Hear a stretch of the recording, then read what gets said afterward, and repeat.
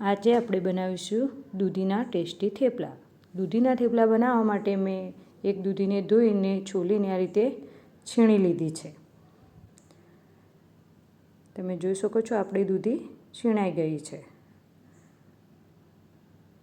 હવે એક વાસણની અંદર મેં ઘઉંનો લોટ લીધેલો છે અને થોડો ચણાનો લોટ લઈ લઈએ અને આપણા બેઝિક મસાલા જેવા કે ધાણા જીરું, હળદર, લાલ મરચું પાવડર તમે તમારી તીખાશ પ્રમાણે વધારે ઓછું લઈ શકો છો.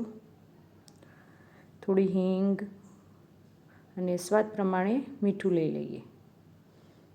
થોડી ખાંડ ઉમેરી દઈએ ટેસ્ટ માટે અને થોડું લીંબુ ખટાશ માટે અને થોડીક કસૂરી મેથી લઈ લઈએ. સફેદ તલ અને અજમાને 2 હાથથી મસળીને અંદર લઈ લઈએ. હવે એની અંદર લસણ અને લીલા મરચાંની પેસ્ટ ઉમેરીએ અને આપણી છીણેલી દૂધીને એડ કરી લઈએ. મોયણ માટે 2 થી 3 ચમચી તેલ લઈ લઈએ અને બરાબર મિક્સ કરી દઈએ.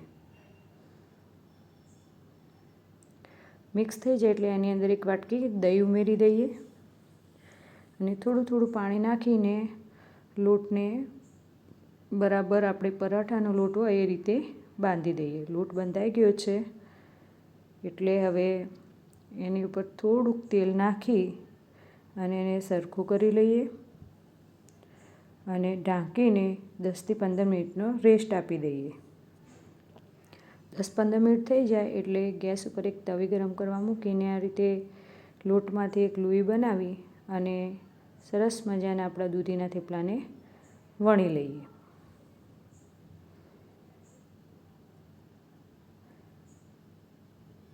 હવે તવીની અંદર થોડુંક તેલ લગાવી અને દૂધીનું જે થેપલું વણેલું છે એને એડ કરી લઈએ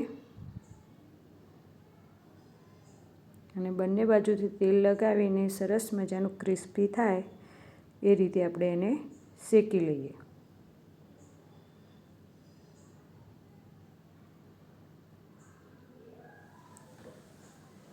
આપણું થેપલું બને છે ત્યાં સુધી આપણે બીજા થેપલાને વણવા લાગીએ.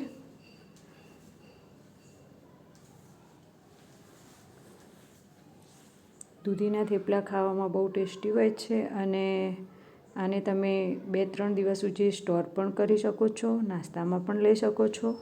એકદમ હેલ્ધી પણ હોય છે.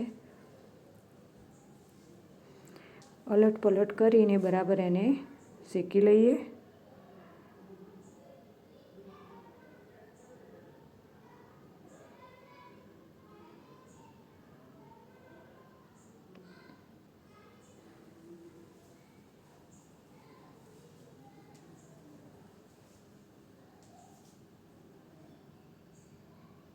તમે જોઈ શકો છો આપણું થેપલું તૈયાર છે.